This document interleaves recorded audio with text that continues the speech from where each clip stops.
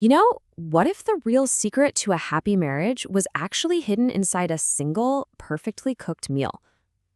Well, today we're diving into a classic Bengali folktale that explores exactly that, and it reveals a really powerful lesson about communication, perception, and even hidden genius.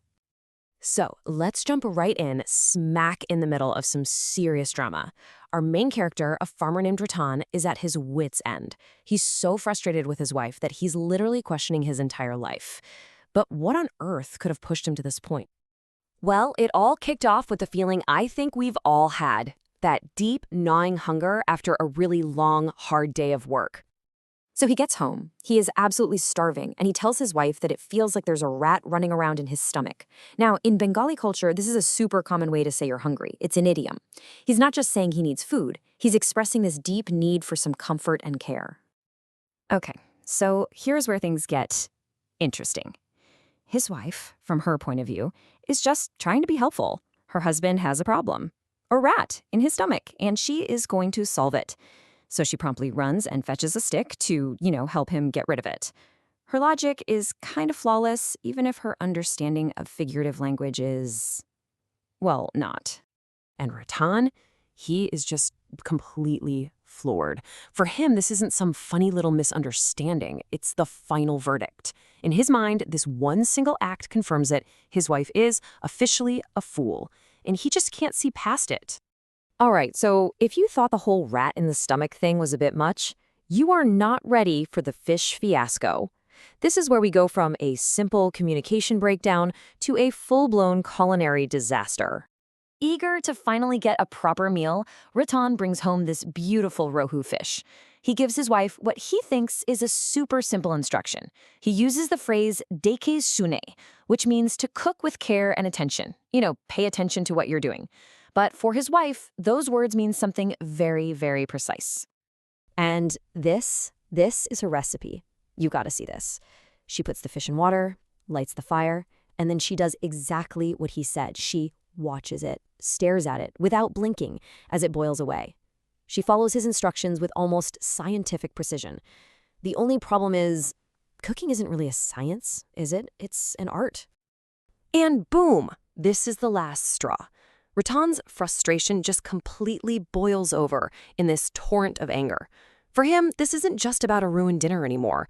In his eyes, it feels like a ruined marriage. He's completely out of patience.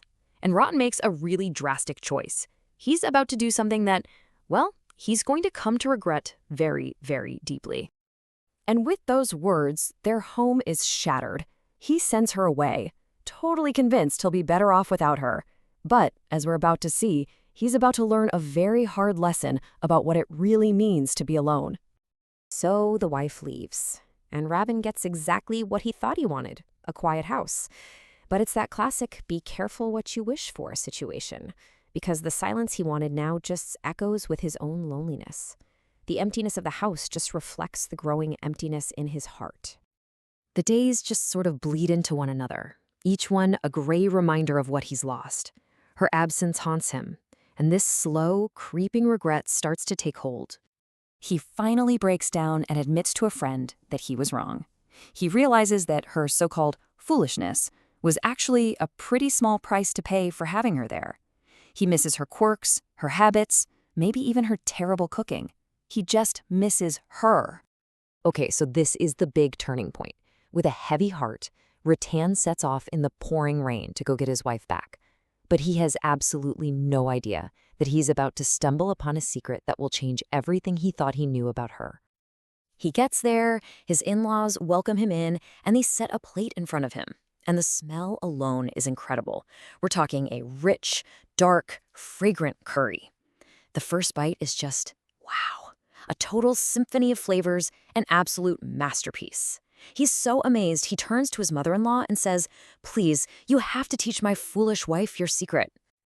And then his mother-in-law hits him with a bombshell that just shatters his entire worldview. She tells him she didn't cook this unbelievable meal. His wife did. And it all just clicks into place. Ratan realizes he's been living with a culinary genius, and he never ever knew it. His wife wasn't a fool at all. She was an artist whose creativity was just being smothered by his confusing instructions and his own stubbornness. In that moment, the scales just fall from his eyes. He turns to his wife, and he finally sees her, not as a simpleton, but as a woman of incredible hidden talent. And he is just filled with this profound shame, forever, ever doubting her. He finally gets it. He was the one who was blind, not her.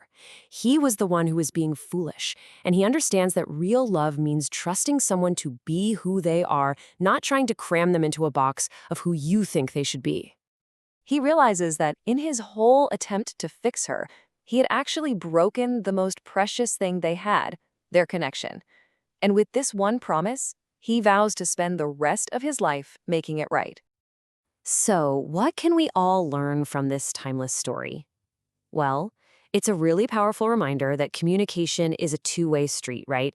It's not just about what we say, but also about how we listen, and that sometimes the greatest act of love is simply to trust someone and get out of their way. So, I'll just leave you with this question to chew on. Who was the real fool in this story?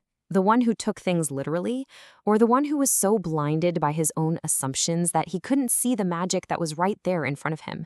The answer, I think, is not as simple as it seems.